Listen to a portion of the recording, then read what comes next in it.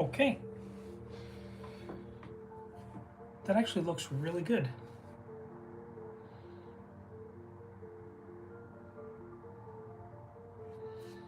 All right, I'm gonna do this so my whole head is in frame.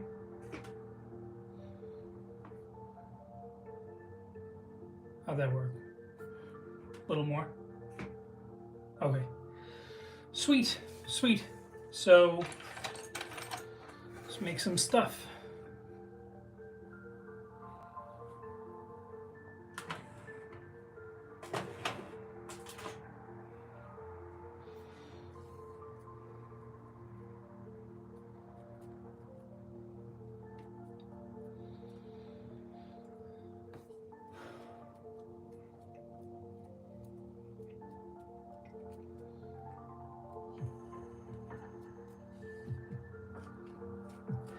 Hot, hot. This clay is hot.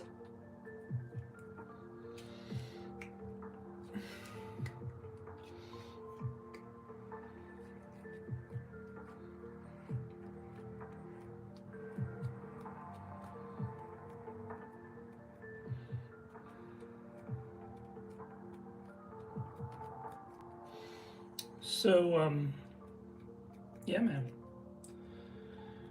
This dude needs a big winter coat.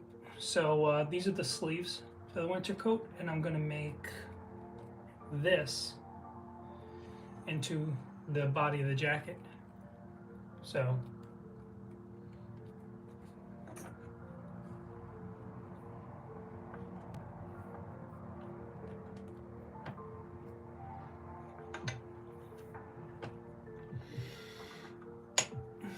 this is a rare evening stream for me.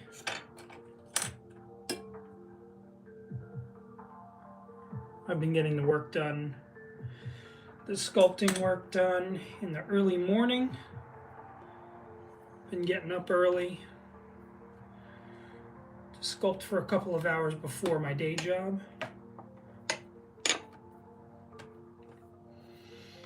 So now, tonight I had some extra time, which is cool because I'm really into this piece.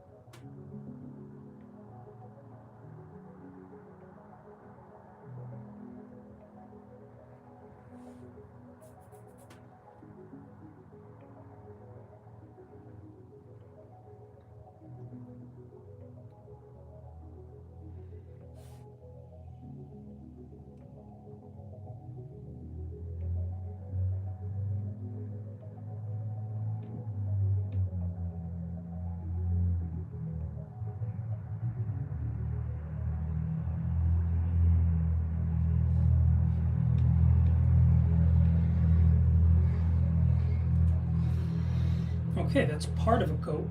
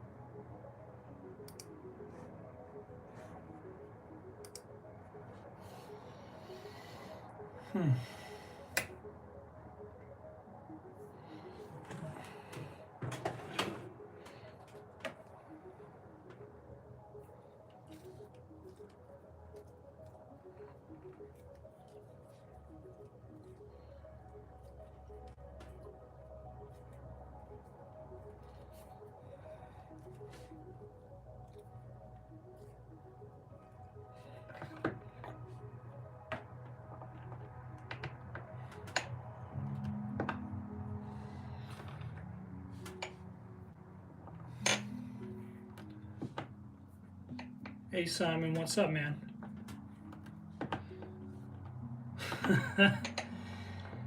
Don't tell anyone about the secret stream, especially anyone on YouTube. Don't let them know.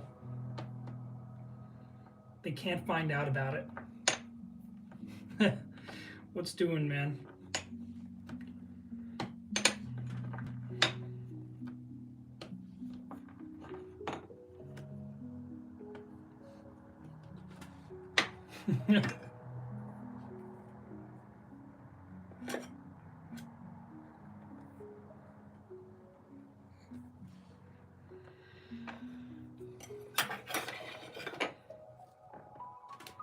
How have I been doing lately with the shorts, man? I've been spamming shorts the last few weeks since I started YouTube again.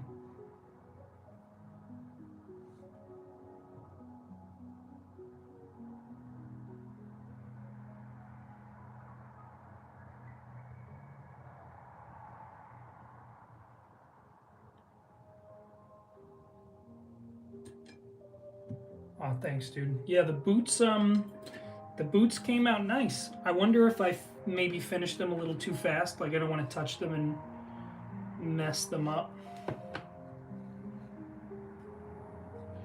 and smudge them. But I figured I would go from bottom to top because I knew that the jacket had to be done pretty much last. Yeah, dude, not so stressful at all. I've just been recording as I've been working and trying to just keep it consistent, you know. Let's see. Is this too long? Might be a bit too long.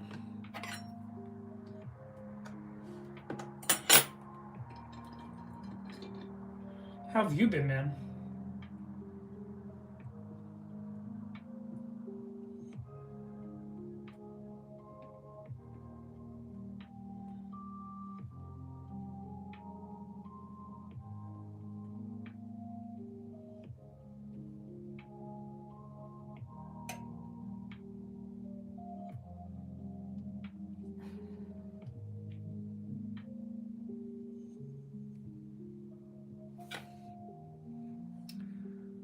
I've been working at my consistency too. I found some stuff I really like doing, so I keep doing that. That's great. What have you been doing? Do you paint or draw? I mean, I know from what I understand, you're a 2D guy.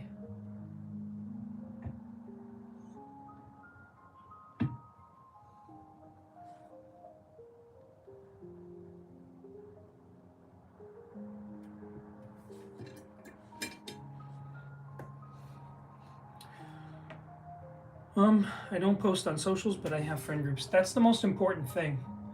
I feel like a good Discord group or like classmates or real life friends, that's the ticket, man. If I don't have someone I can talk to about my art, I feel like I go a little nuts. Just a little nutty if I can't bug people with the stuff I'm thinking about and dreaming about.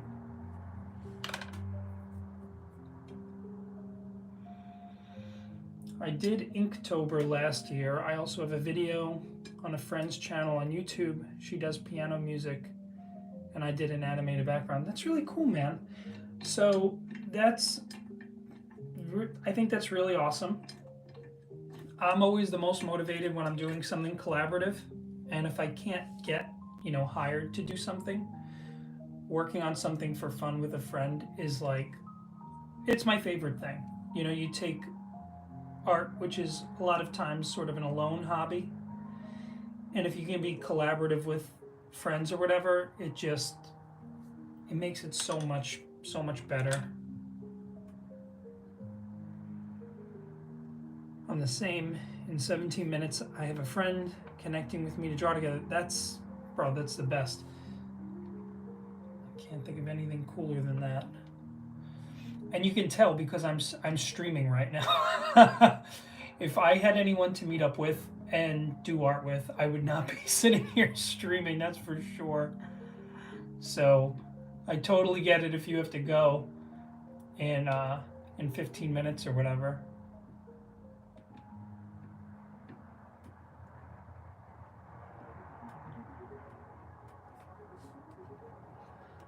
I love it with friends also, and I can respect deadlines more seriously, and deadlines are motivating, unfortunately. Yeah, that's true.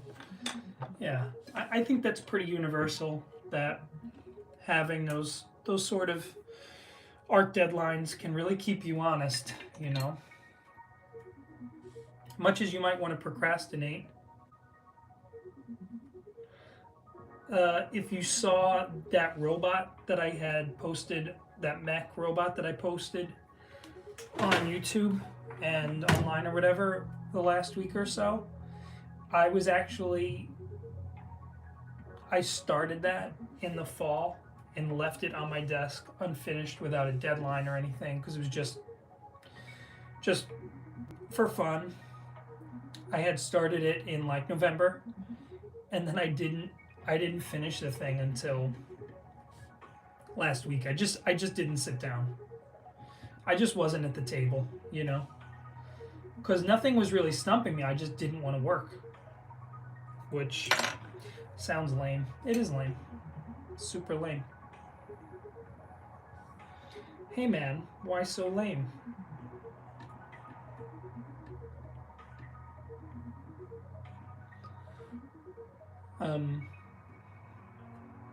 I get that, man. When I go alone, I found that allocating time works really good, like giving myself limited time for a piece.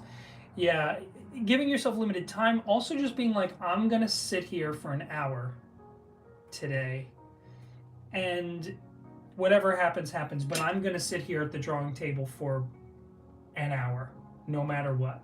I'm here. This is where I'm gonna be, bar nothing. For me, that's always like a huge boost, So this piece has taught me something. I hate sculpting coats. They are the worst. Can't say that they're really fun. They're a challenge. I haven't really done big coats like this many times, a couple of times. Just hard to keep them like really disciplined,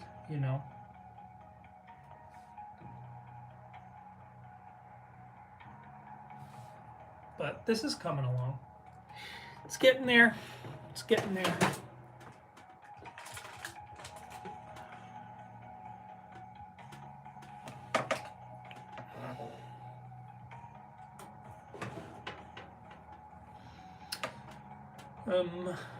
But the silhouette of the coat, when I see the character from the side, is really good. Yeah, thanks. It's coming along. It's just difficult. It's just kind of a tough thing to pull off. The big overcoat thing. But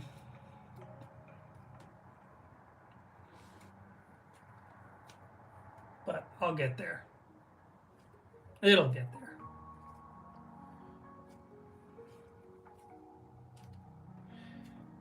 Yeah, this sculpture is actually part of a collaboration that I'm doing with Steven.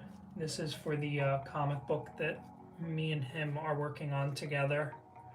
Yes, yes, it is a character from my world. One of the characters in our world. So I have here. I don't want to show it too much, but a piece of concept art that Steve had done for this character, and I'm trying to make it 3D because then later I'm going to 3D scan it and model it, texture it, and then rig it, and then upload it into Unreal Engine to turn it into a character for essentially a video game level. Even though we're not making a video game, I'm making one of the environments, and I want to put one of our characters in the environment.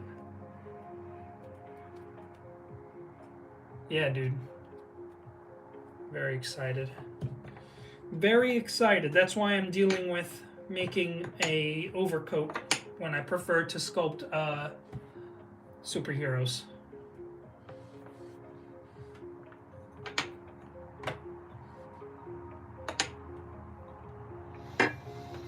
It's next level claymation. When you think about it, yeah, that's true. I'm taking a real life sculpture and then I'm turning it into animation. Yeah.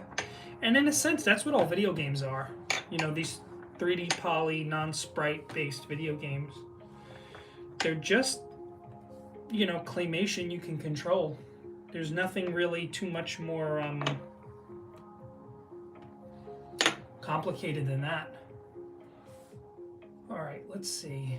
So, I mean, I know I need a back piece, but I kind of want to just get this bell done first. So, let's see.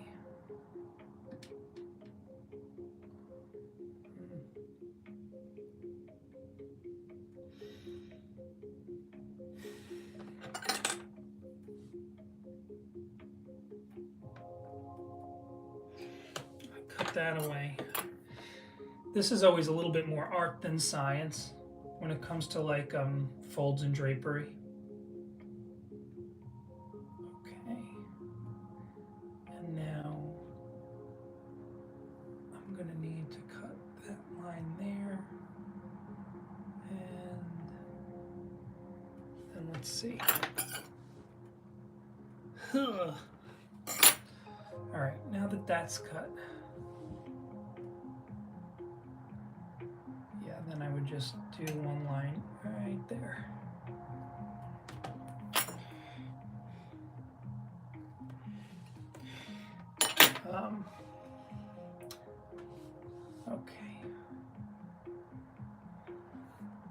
Okay, overcoats do look difficult to do. I imagine you let the character dry a little bit before you go at it. Yeah, so this is oil-based clay, so when I heat the clay up, it's malleable, and then as it cools down in my hand, I have a toaster oven next to me. As it cools down, and I'm holding it and putting it on the piece, it dries, it gets stiffer. So when I pull it out of the oven, you know, it actually is hot. And then once I get it pretty much done in that sense, then it gets stiffer and stiffer. So there's a little bit of a race against time, but it doesn't dry out completely, which is nice. All right, so let's see. Okay, that looks pretty good. I'm just gonna curve it a little more, and I gotta fix this edge. So let's do that.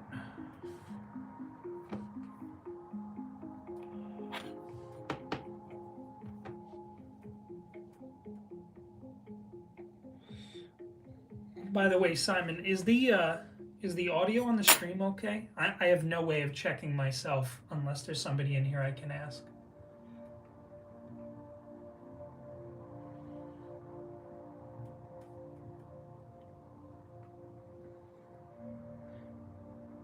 Yeah, it's about literal just heat.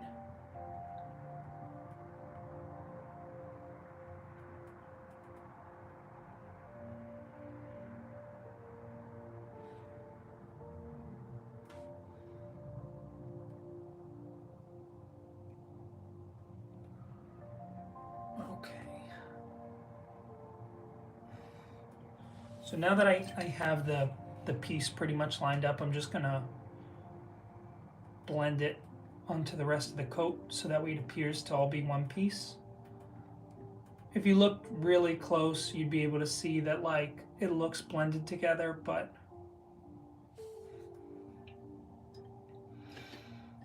I'm a little less worried about that right now. Yes, you could raise the volume a little bit because it's on the low side, but I hear you fine. All right, so that's something to look into for next time, just because, so I'm streaming on my iPhone, so maybe I just need to speak up a little bit, and I'm reading chat on my laptop, so I wonder if there's a way to make everything do what it do. Yeah, the upper, right, so the upper back has a slightly different coloration. That is because it's cooler, so it's drier or harder. So once something comes out of the oven, it's really malleable, and then as it cools down, yeah, it gets harder and it darkens a little bit.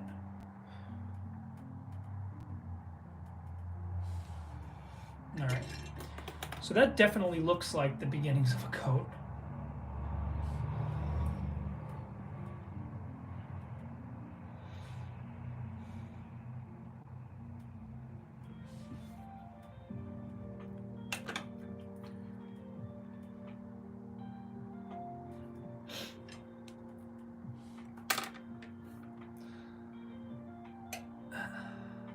Yeah, the setup is, it's not ideal. I don't think that I have it in me long term to be a streamer, and I just don't have the time most days, which is why I sculpt early in the morning. But I really do find it enjoyable to stream whenever I can. So to have some kind of setup, I think in the long term might be good for me.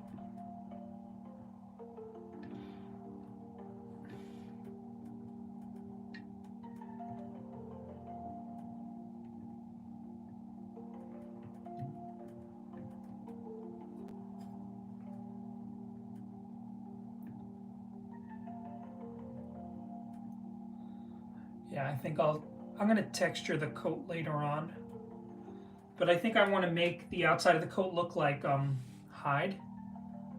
So I just got to make sure I remember to come back and hit the outside of the coat with some sort of texture. I don't want to make it too rough because I like that everything looks pretty clean right now.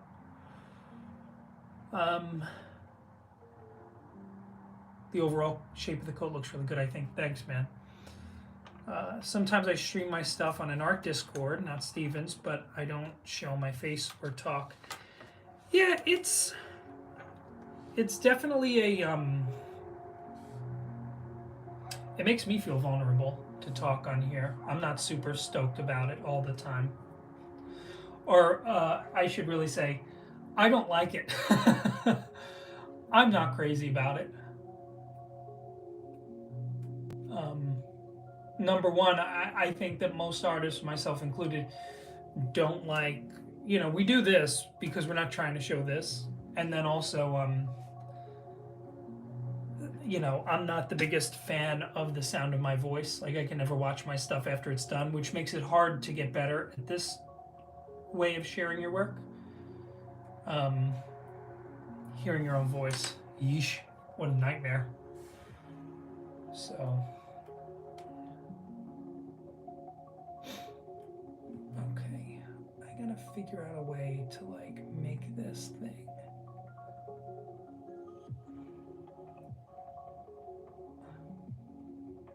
Okay, I'm gonna cut this down to size a little.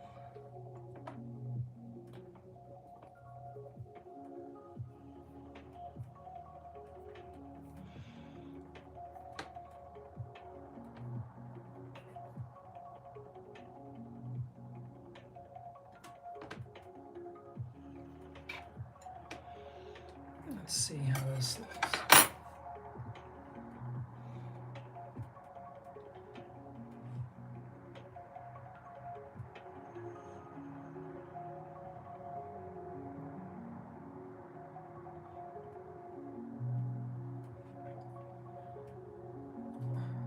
pretty good.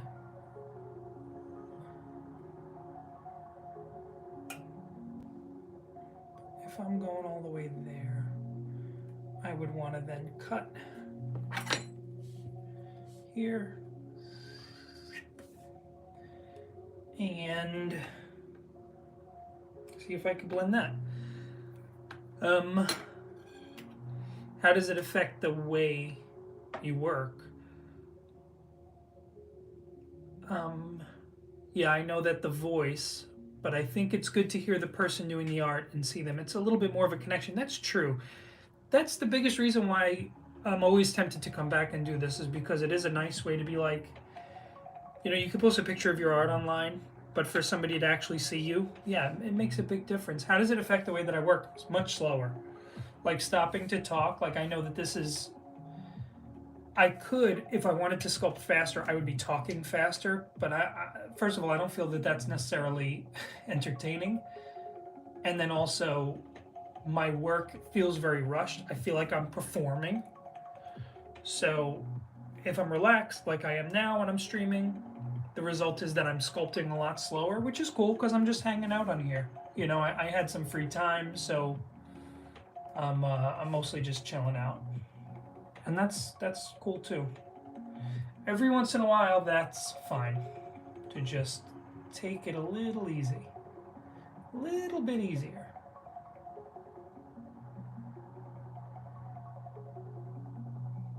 Alright. So I'm going to blend this here. And then I'm going to get the last couple of pieces on the upper part. And then it's going to go to the, we're going to do fur trim on the neck, on the eventual hood, and the sleeves.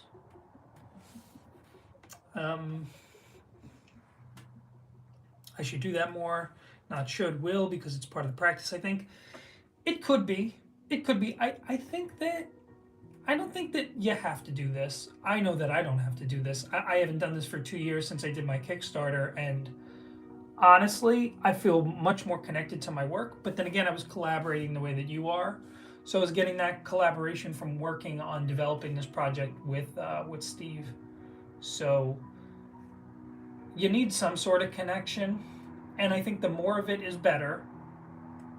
But I would be careful, like, before I told anyone, like, oh, like, you have to. Like, I wouldn't tell you have to, but if you feel like you want to, I think that's a different story, in my opinion. In my opinion, as just your stranger friend on the internet, just some guy on the internet. All right, and I'm gonna cut here. Yep.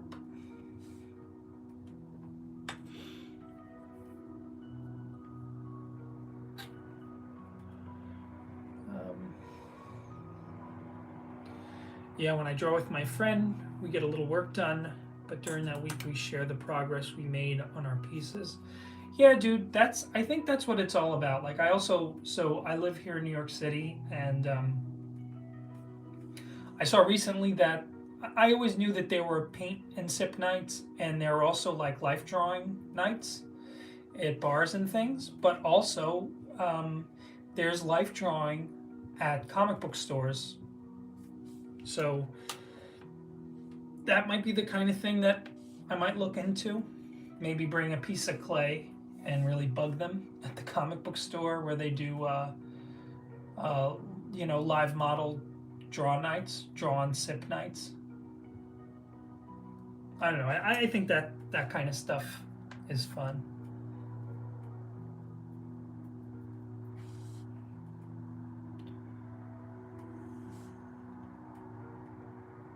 All right, so you can see I'm just sort of filling in the gaps here to weld these pieces of this jacket together. It's not the most elegant solution, but it works. It works. I'm just trying to get the whole area covered before I move on to detailing more of it, you know.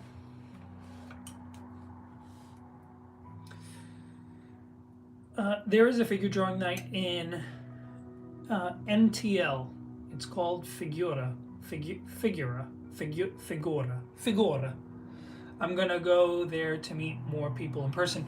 What is MTL? Oh, Montreal. Okay. You know, dude, I never knew where you were located. I didn't know if you, okay, so you're the same time zone as me. So it's 7:30 or 6:30 there. You guys don't have daylight savings, so it's probably 6:30 p.m. there.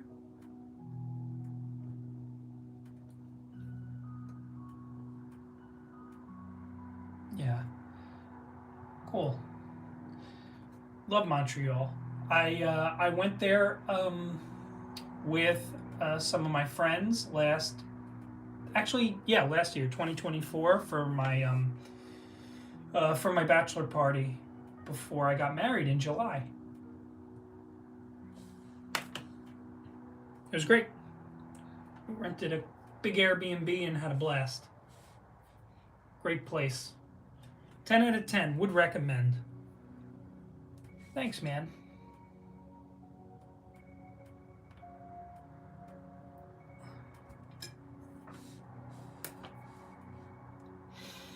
Yeah, it's a great city. I've actually been there before. One time I had been on vacation with my then girlfriend, now wife, and a couple of other couples, and my brother and his family in Vermont. We just went up for the fall to see the leaves change and stuff, and then we did a day trip up to Montreal. This was like October, and we saw the sights, and we went to Notre Dame Cathedral, and then we saw a what do you call it? We saw a Canucks game. It was great. Oh, and dude, I'm sure you would find this kind of cool. Oh, you have to leave now. Okay, next time I'll tell you about how curling went when I was in Montreal. I went curling. Remind me to tell you about it. Have a good time drawing, dude. Cheers.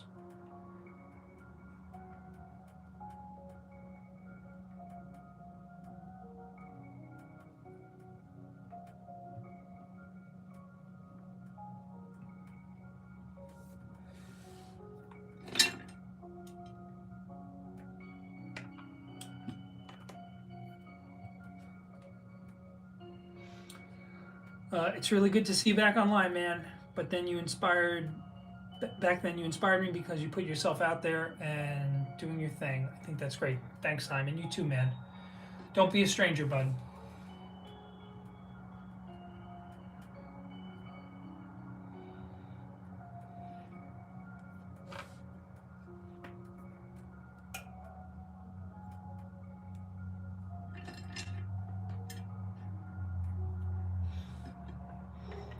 And yeah, I'll try to remind you next time. Have a good one. Yeah, dude.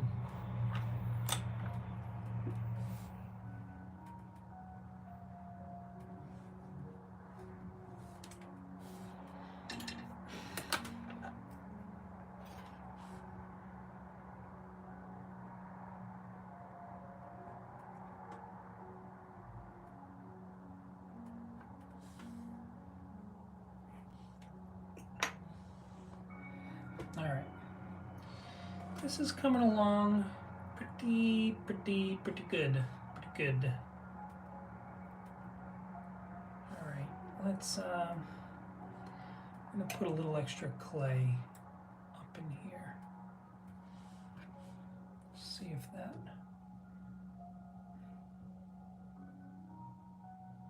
that sticks.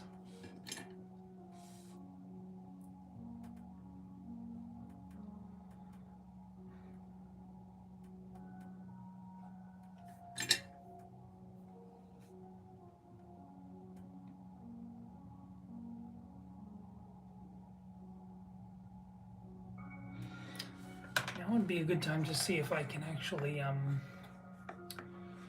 now that we're alone, see if I can change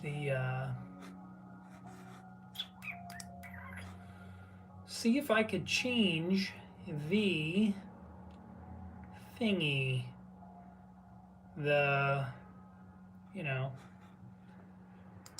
the, whatever you call that thing, you know, that picture that goes on the thumbnail, the video thumbnail for the live. Not a thing I know how to do, but that's okay. Always room for improvement, I suppose. Yeah. Create a highlight. Add stream marker. Share. No. Engage with your audience. Send feedback. Pop out. Manage. Okay. Now I'm managing. Edit title and description. No. Huh. Stream settings. Yep. Could not tell you. Could not tell you how to do this. All right. Well, that just tells me next time I have to set up, take a screenshot, and use that as the thumbnail. That is annoying, but I'll do that. I'll do that because I think the thumbnail that I used is pretty terrible. All right, so now I have this whole thing going on.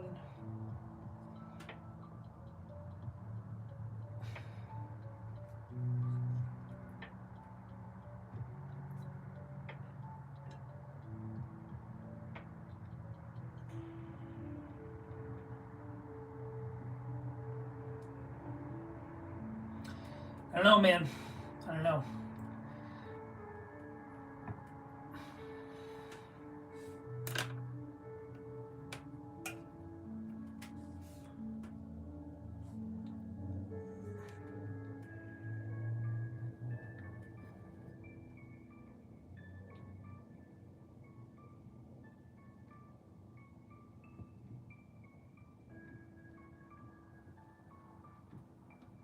Okay. I'm going to try to get the back, upper back on. And then maybe, so the thing is, I'm not going to be able to see the collar. So I don't think it's really worth it to sculpt one because the hood's going to go over it.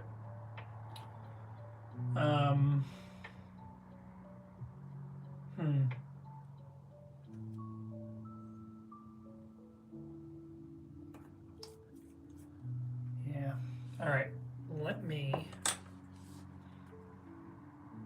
just blend this front a little bit more. All right. Yeah, so the upper back. Let's get the upper back piece on. You can see here how the upper back sort of, it's way too tight. It kind of looks like an anime character. And it's not what I'm going for. Not what I'm going for. I'm not making a one-piece character. That's for sure.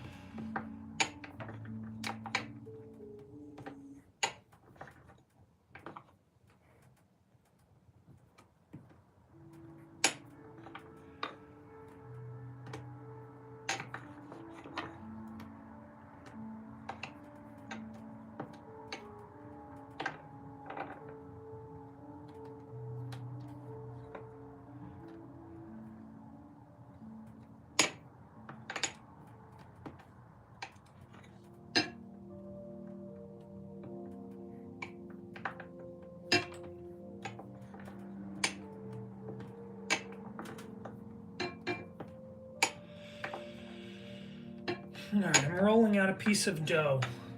I mean clay. I'm rolling out a piece of clay. All right, and now that's probably wide enough. Yeah, so I kind of just need to get it in place. Yeah, right there would probably be good.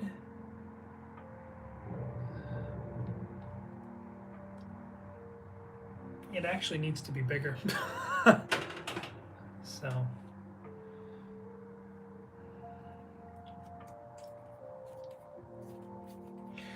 So you can see behind me I actually have a, this is called a dough roller or a pasta roller or whatever. And it's actually meant to do the thing I'm doing, but I found that I'm actually faster if I take a warm ball of clay here and I just press it between my hands. Just like this.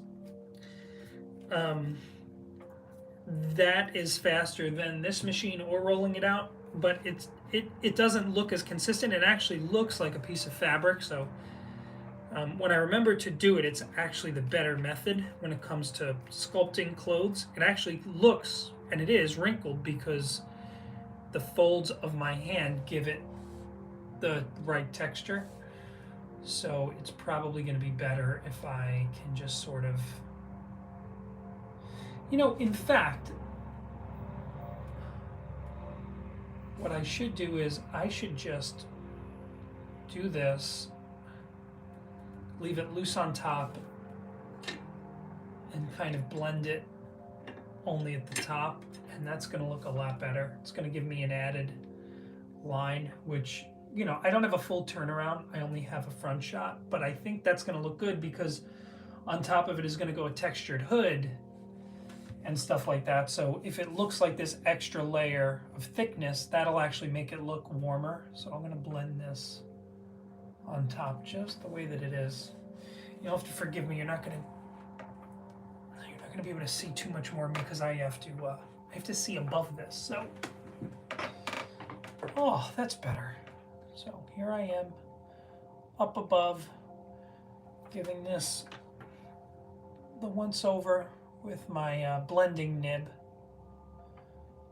which is just a rubber tipped stylus, but it's really just to blend clay. It's not as sensitive as using your fingertips, but it's smaller. That's really the advantage of it. It works though, and I don't actually need this texture up top to be super smooth because, like I said, I'm going to have this furry texture right over it. So I don't have to be too worried about it. Okay. Yeah, that looks better. I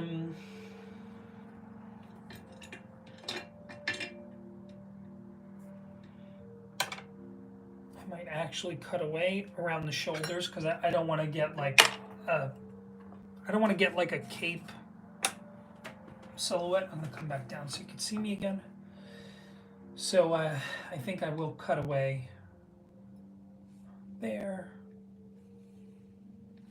and there. You see where I made those cuts? And so now it'll make it easier for me to peel that right off. And then I don't think I'm going to blend it directly into the jacket. Like I said, I think I want it as an additional layer. And now the other side. Boom. How do you like that?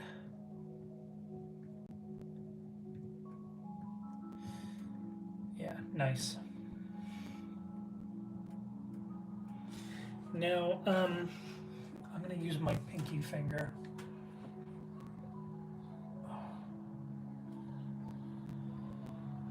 Cool. Very good indeed. All right, warming up a little more clay.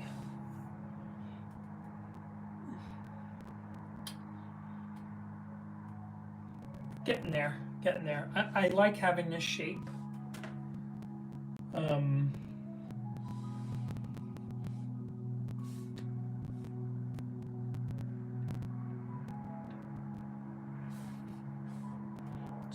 It's gonna do something. You'll see. It's gonna do something. I could put a collar on, but the whole thing is gonna be.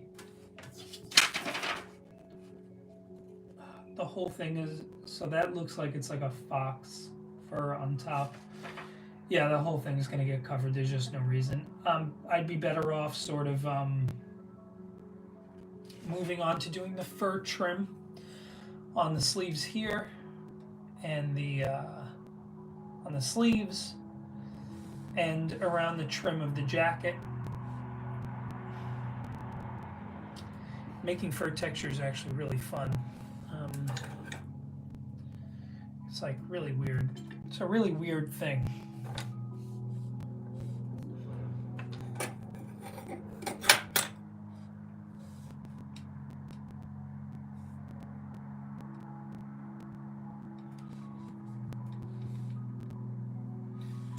All right, so cool fur texture.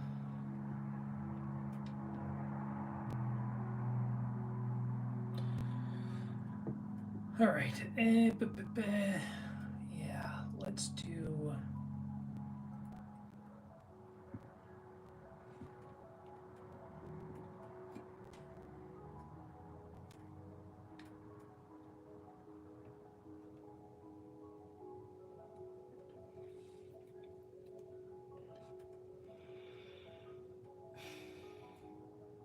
I need a lot of clay. I need a lot of clay. I need to need. I need to need a lot of clay. But that's okay. That's all right. It's what we're doing, man.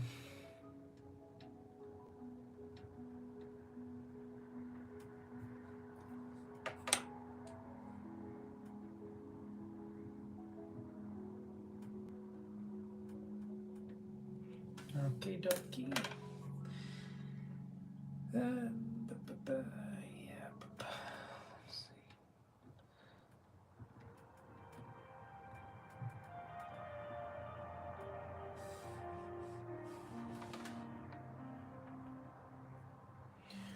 All right, let's do it.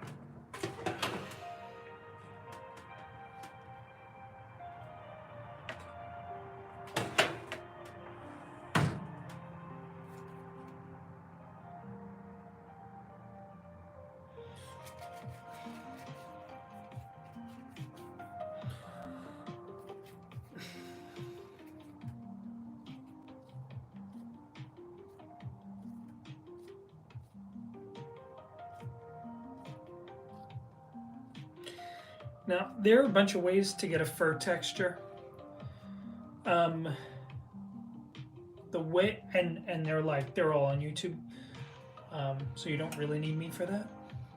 You don't actually need me for anything. But the way that's the easiest is to use a pair of tweezers and then just tweeze out individual pieces of fur tufts from the main thing, so it like does what it do. But also, I find that, and the reason you'll see I'm not rolling this out, I'm squeezing it to stretch it, is because you don't want the fur to all be the same form. You want it to have that variation, so the poofiness is believable on the micro scale, where you're going to tweeze it out, and on the macro scale, where it should look lumpy or fluffy. All right, now this should be enough for a little bit. All right, so I'm gonna pinch, pinch, pinch, pinch, pinch, pinch. Start laying this on.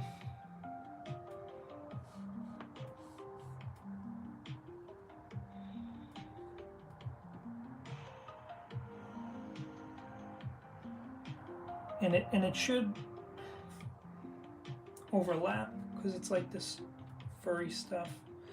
And I'm going to try to like give it rhythm and all that stuff. Now again, pinch, pinch, pinch, pinch, pinch, pinch, pinch, pinch, pinch, pinch.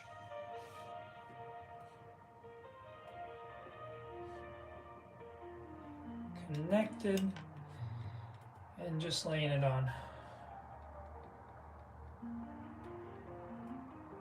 Oh, not stuck. All right. Go on now, get on there.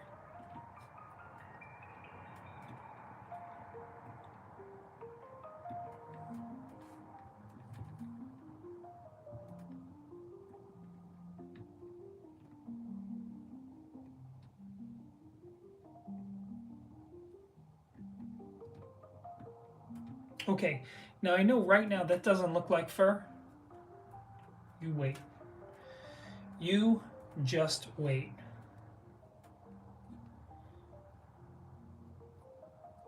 All right.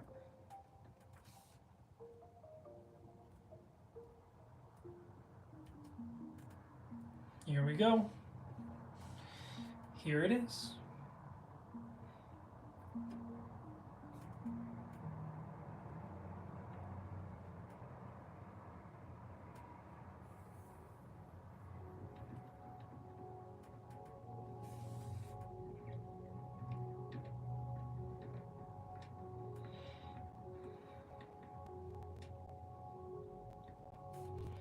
Okay, cool.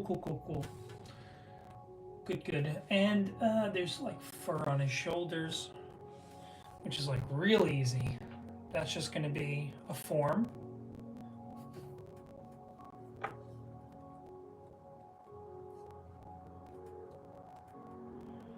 And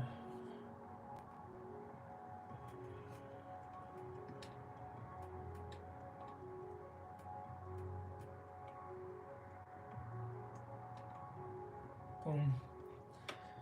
That's one. And now the other shoulder.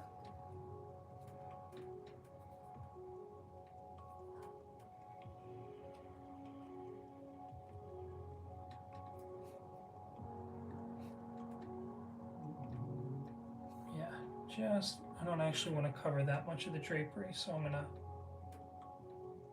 go like that. And now up here where it's just a little too crumbled, I'm gonna blend it a little bit, even though I just crumbled it on purpose. I don't want to preempt myself. So now, like I said, there's a bunch of different ways to do fur texture, but I'm gonna kick it old school and do a technique that I did years ago, like 2015 or 2016. I had sculpted a couple of the Sesame Street Muppets for my nieces, and in which case I did in 2017, something like that, 16, 17, I'm not sure. And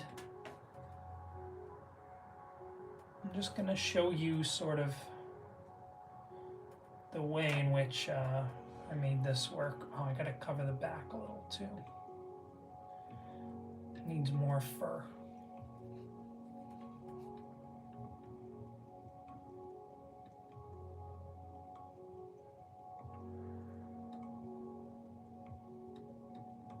Okay.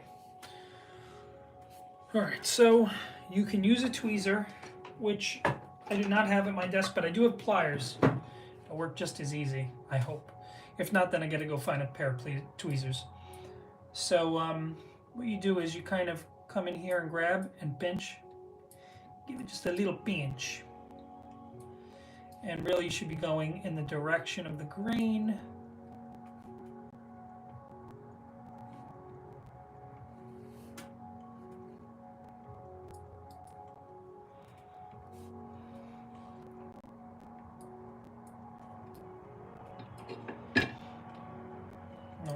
You know what? That is not on there really well. Let me blend a little piece of that into the coat, so that way I know it's not going anywhere.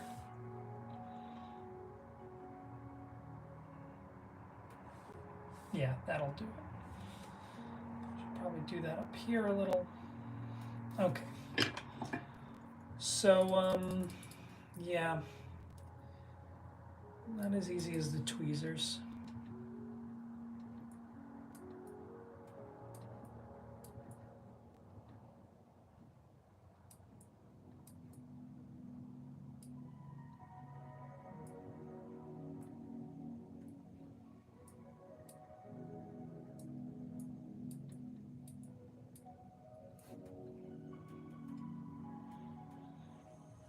But that's definitely fur. It definitely looks like fur. I think it's just an awkward angle, honestly.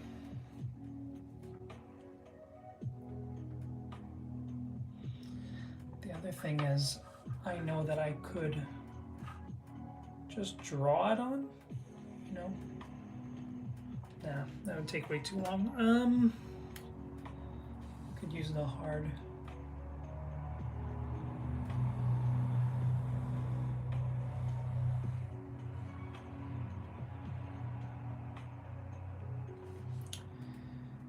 Yeah, that kind of looks furish, fur-like.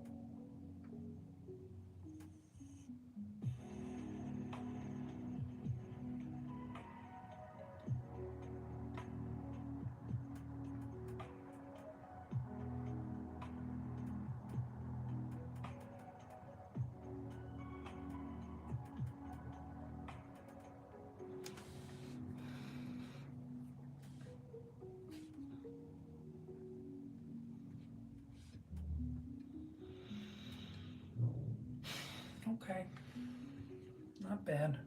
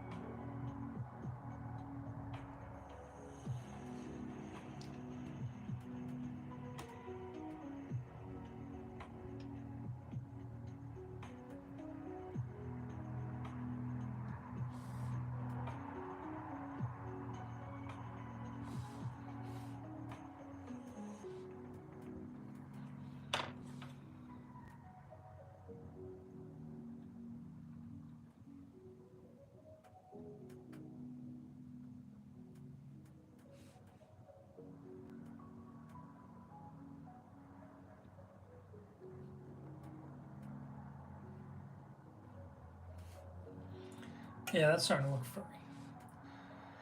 Yeah, this is just one of those textures that it just requires noodling, you know. Some things, most things I feel in sculpture sort of are like, well, the more you touch them, the shittier they'll look. But this is not one of them. This is one of those things where really you'll only be served better by noodling more. Just one of those textures, so.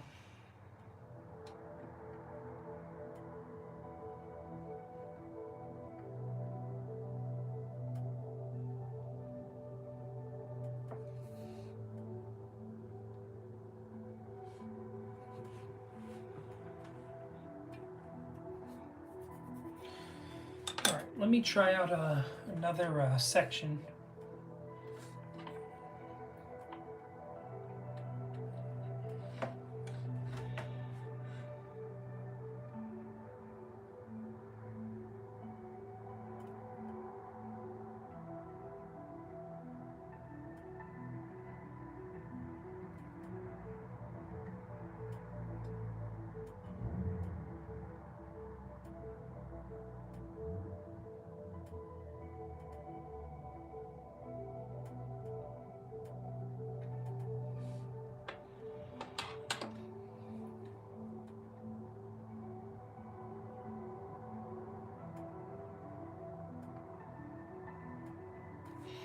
I abandoned the tweezer method. It just wasn't working. I immediately didn't enjoy doing it, and I did not like the way it looked. So now I'm using the needlepoint stylus, the metal needlepoint. Needlepoint's not the right word. The metal fine point stylus to just start, and then I'm going to use just a knife to cut my ends. As one does. As one does.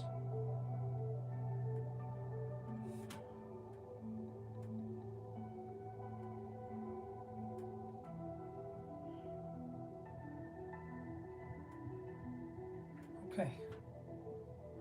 Yeah, that looks like fur trim, man.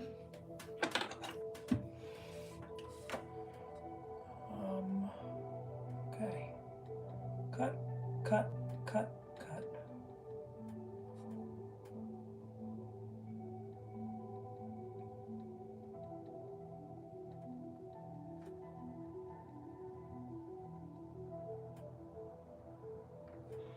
Yeah, look at that.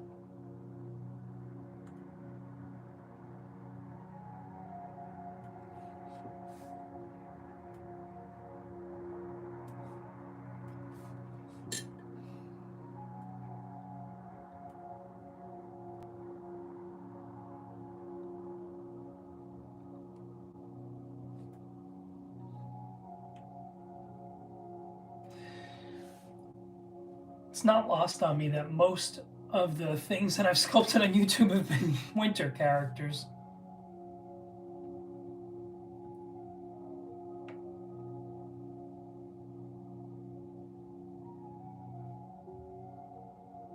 Hey man, it's February. It's been snowing here in New York a lot.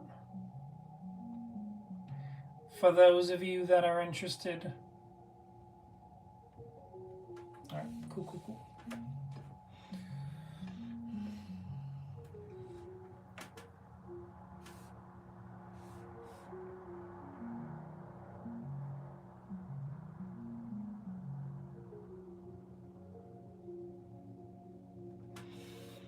Alright.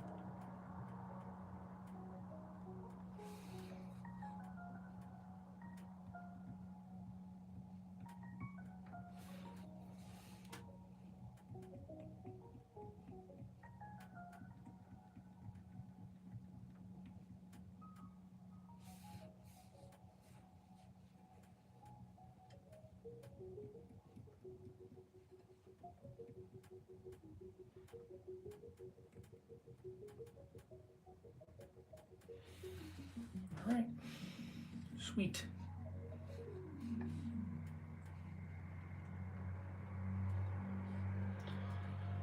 Fur trim.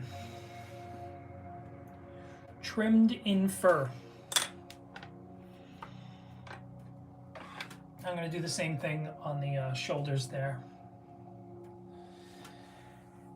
And then this is looking pretty good.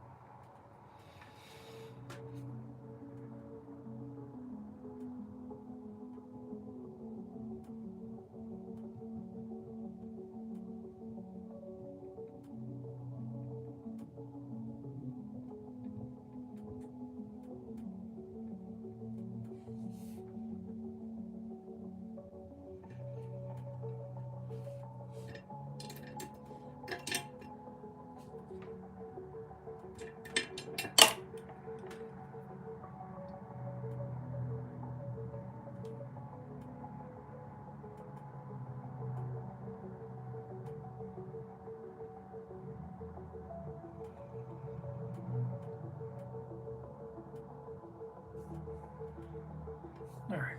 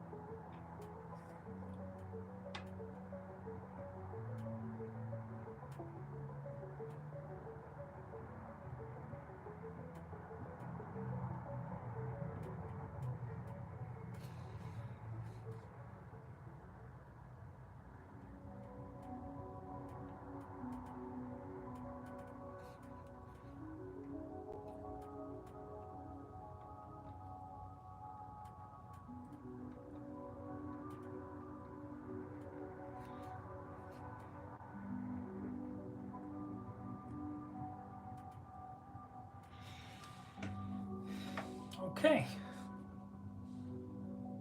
All right.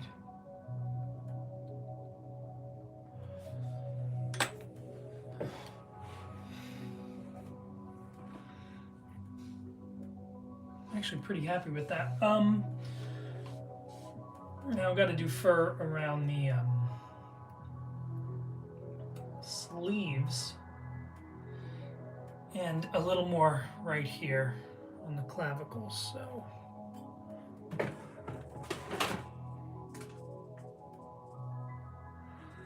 A little more hot clay. So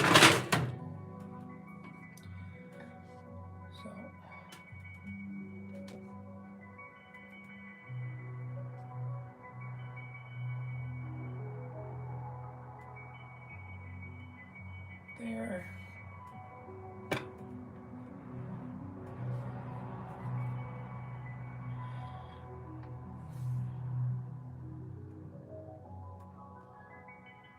Yes. Yep, right there. Even though that's a little bit bigger, remove a little clay.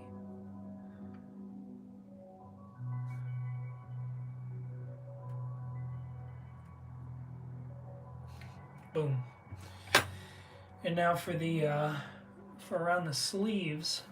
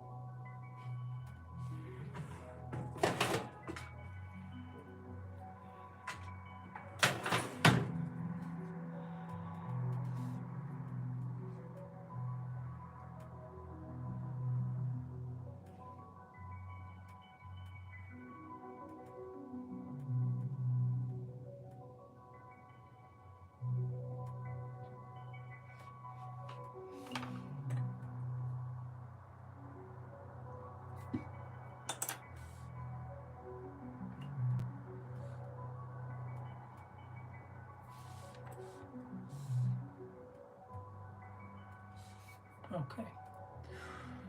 Cool, cool.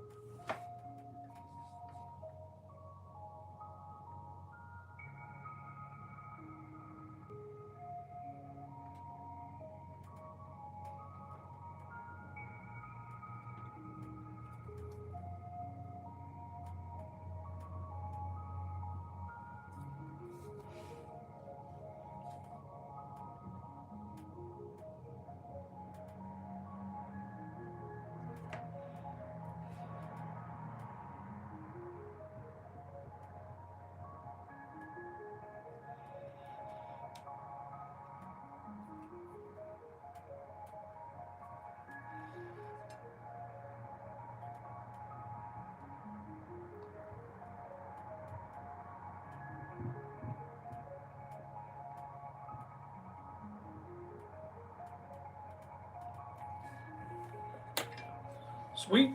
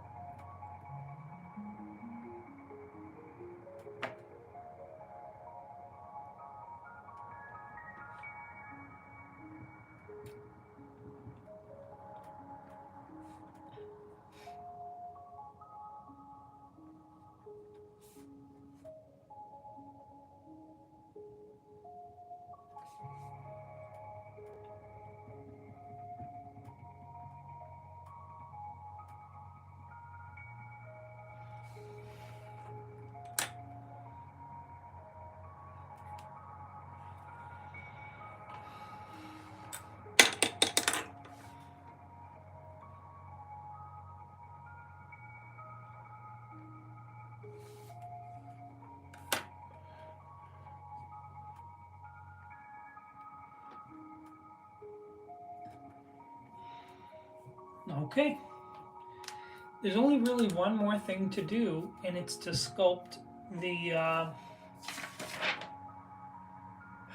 He's got like a fur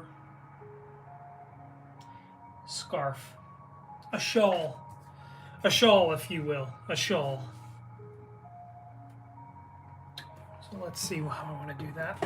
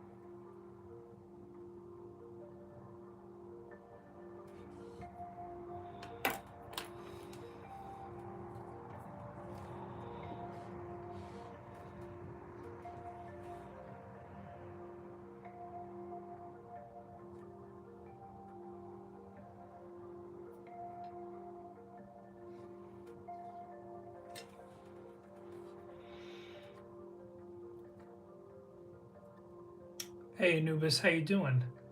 Yes. This one over here or one of them reminded you of ears. Yeah, I remember. What's going on, man?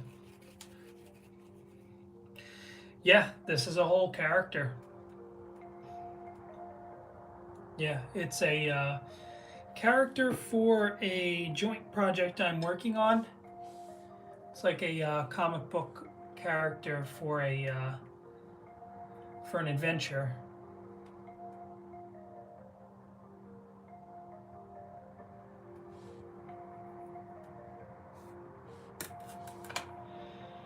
Thanks for dropping in, Anubis.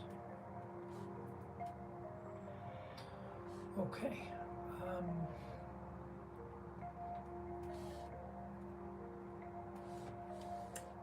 I want to give this character something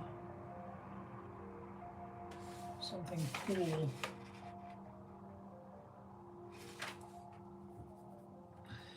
I'm thinking this is a fur. And so I actually want to sculpt a little head.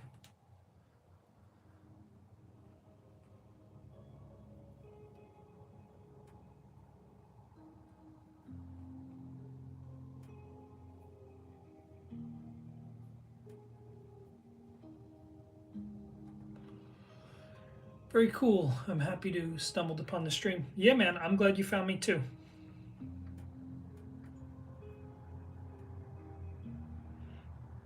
Had some extra time, thought I'd hop on a stream. Work on what I've been working on. Does the character have a name? Yes, it does. I don't think I can really share the character's name though. Because me and my partner haven't really been sharing plot details online, but we are developing all the visuals and stuff online. But this is a adventure character in a story that's a little bit like Moby Dick.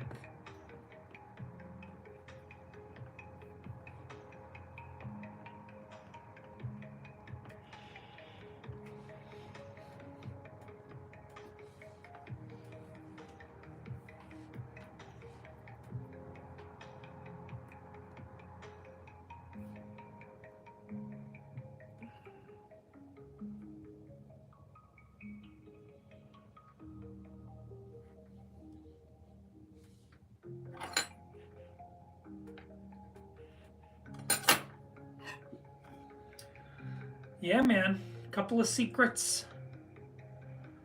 Some plot and stuff. Me and my friend wrote a graphic novel, and we're developing the art side by side, and then he is eventually going to draw it. I'm not much of a 2D artist. I'm really a 3D guy. So when we get to that point, then it's going to be really all on him.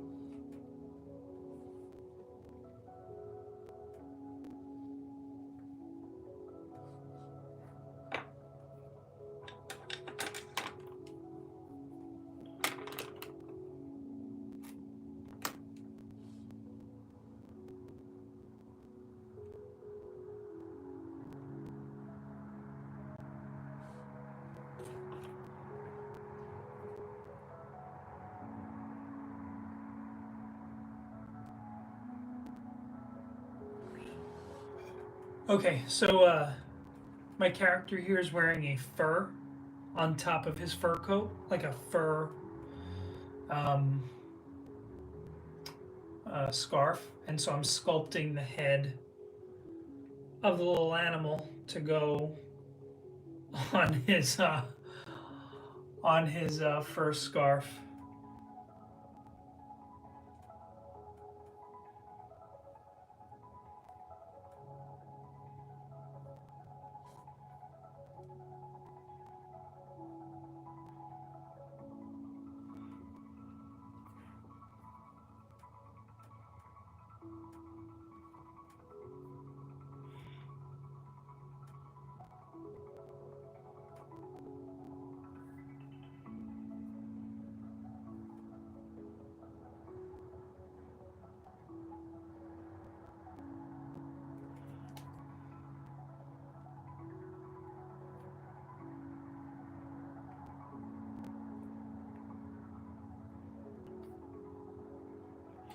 just one of those like little details, you know, that my partner put in the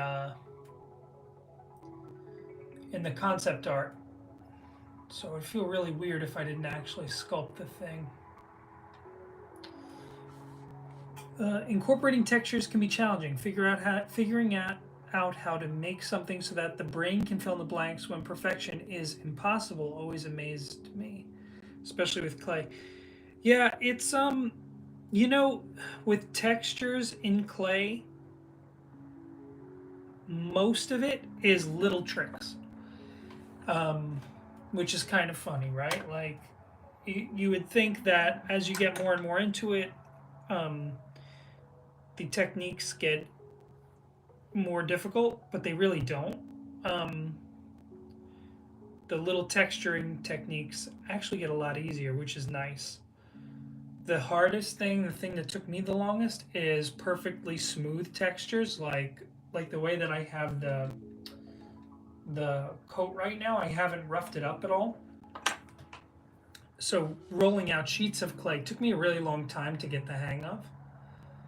Um, but now that I have kind of gotten that, which took me a long time, just for whatever reason, I never really asked for advice on that. But then once I got that, does that read as a head to you? um, an animal head. Once I got to that point, then it all became a little bit easier. Like things like fur. Um, that's like a 5-minute YouTube tutorial. There's a million people that have like a 5-minute video to teach you how to make fur and folds like drapery, like on the pants down here. That's a little bit more difficult, but if you just sit down and you're like, I'm gonna learn this, um, and you look up some YouTube videos, you can get it. The first texture I ever learned, because when I started sculpting, I made a lot of nudes, and later, oh, excuse me, I started making characters that were wearing armor. The first texture I really learned was chainmail. And so I can actually show you quickly. So when you make chainmail, if you have your texture, like, okay, pretend this is going to be chainmail. What you would do is you would take a stylus and then you would push a bunch of bits in a straight line like that. So now you have what look like almost like teeth. And then you would underneath it have them again right under it like that. Now you have a second line. And then you would keep doing it so that way every line doesn't after it doesn't line up perfectly. And then once you have that like 100 times, to the eye, it looks like chainmail. So, you know, really weird little things like that go a long way.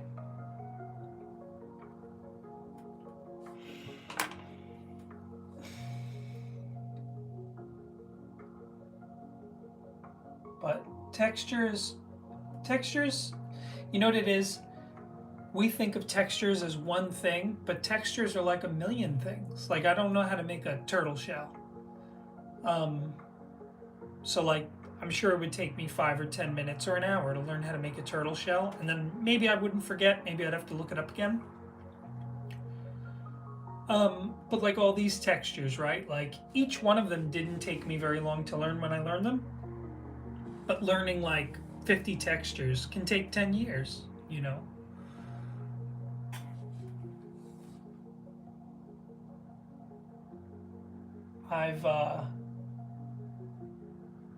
I myself have been sculpting since 2012. Yeah, 2012. So 13 years now. So it's been a journey. Yeah. So seeing as how this is a fur, but he's wearing other fur underneath this, I have to think whether or not I want it to be the same texture as the trim. I don't, but I need to think of, here, we're talking about textures. I actually need to think of another texture to use. So that's going to be interesting. A different fur texture. So I made this by using my small stylus. What I might do is, the brain does a lot. It's all about what the artist is trying to say. Emotion takes a certain spirit. You've got it. Thanks, man. I appreciate that, Anubis.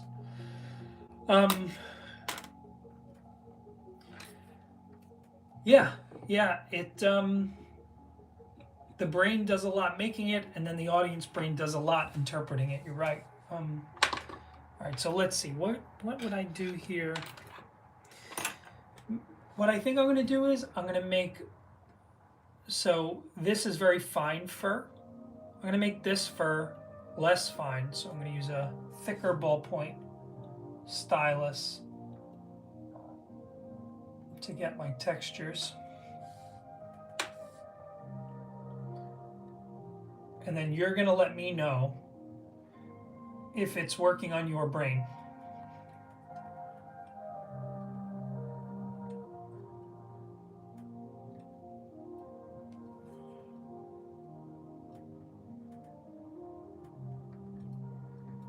So I've already got rhythm set up. I used my thumbs earlier to tell myself what way that I wanted to have the grain of the fur go. And now that I've chosen the way that I'm going to make my textures, the next thing I'm going to do is I'm just going to follow those lines and sculpt out that direction. And then once I have enough of this, it's going to start to feel, well, it should start to feel like fur.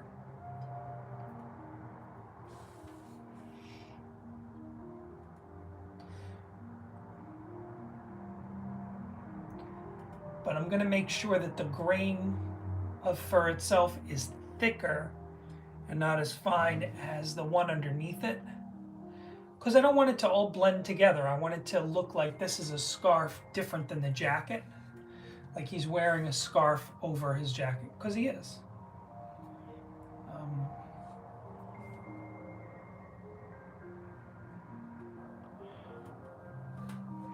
And then I might use the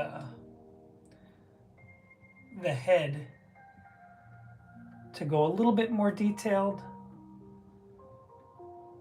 but I'm not crazily worried about getting that to look super furry. I'm gonna let the imagination do a little work there.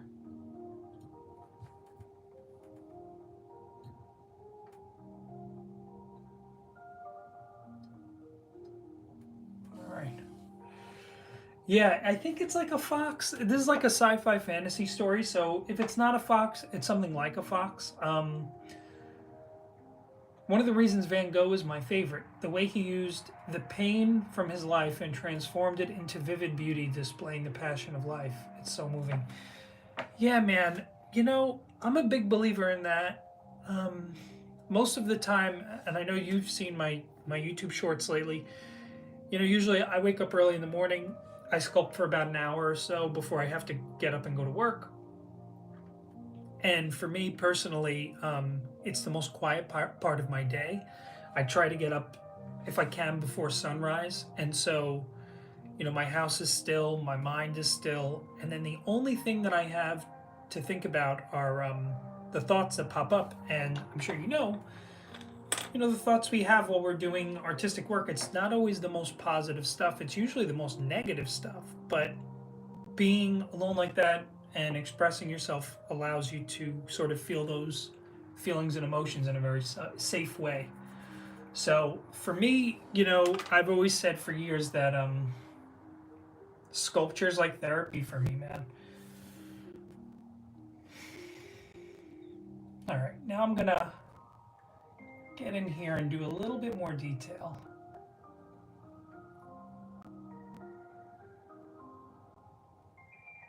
I'm Just don't want to go overboard.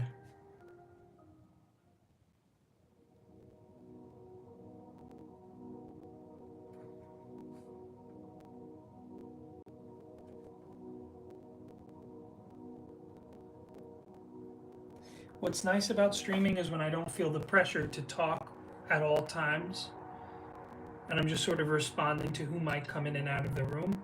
It's really nice because I get to sculpt slower than I normally do. You know, usually I wake up in the morning and I'm like, I have an hour, let me get in as much as I can. Here it's sort of just very chill. So I appreciate the company.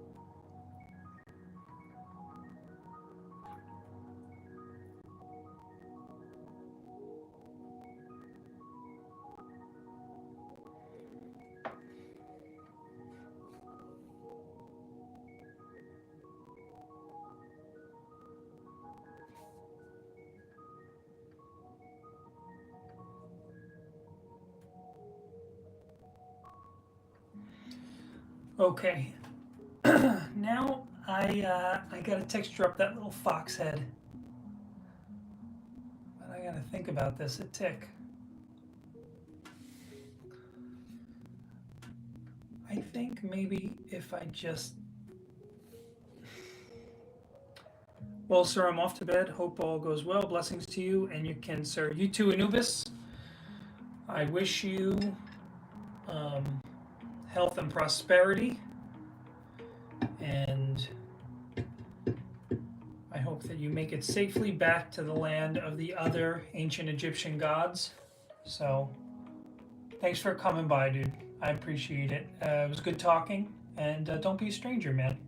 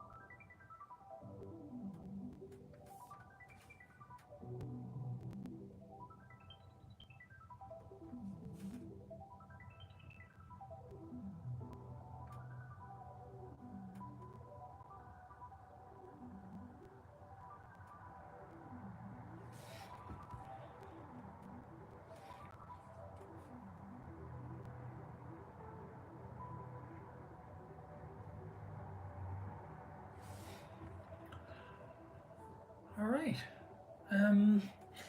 You know, there are a little extra details, so I'm just going to stay on a little bit longer and finish them. But otherwise, this guy's done, man. This guy is done. Um,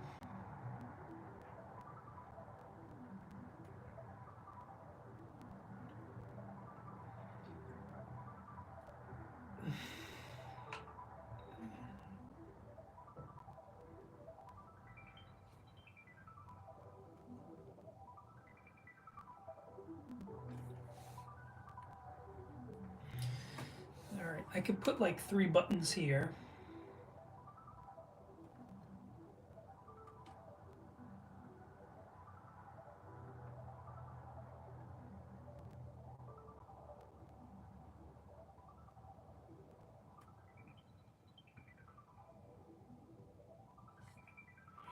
That's good.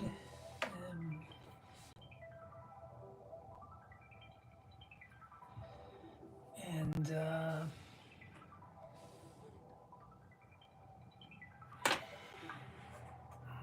can do something like a little clasp.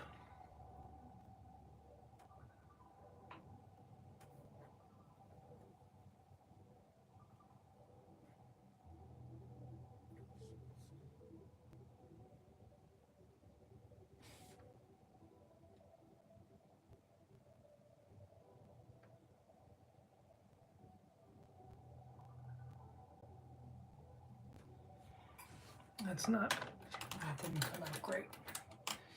I'm gonna redo that.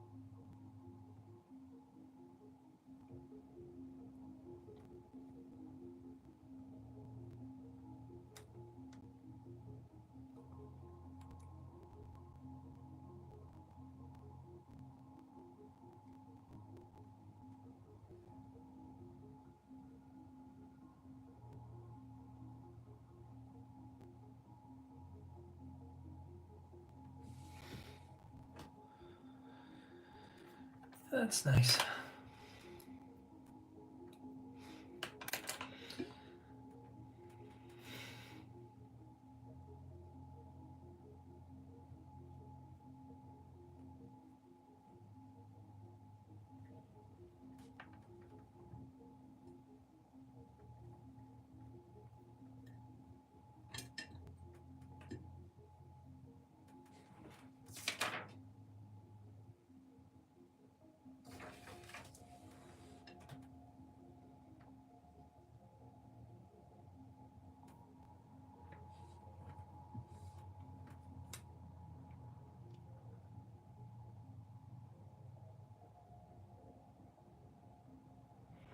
Cool.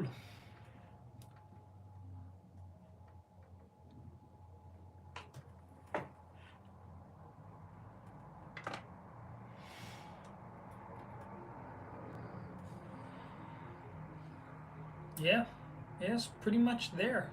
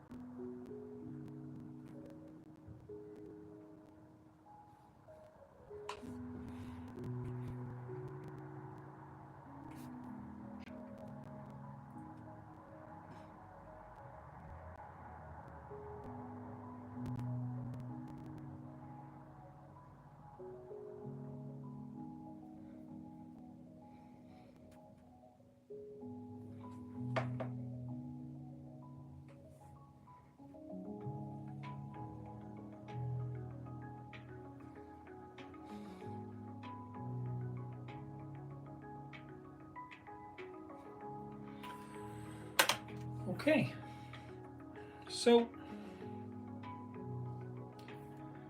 thinking about leaving it there for tonight. I would just about call this guy done. So this is the fine detailing. Just want to quickly thank Simon and Anubis for coming in the stream. And yeah, man, I appreciate it. I had a great time. Thank you guys very, very much. And hopefully, I will see you soon.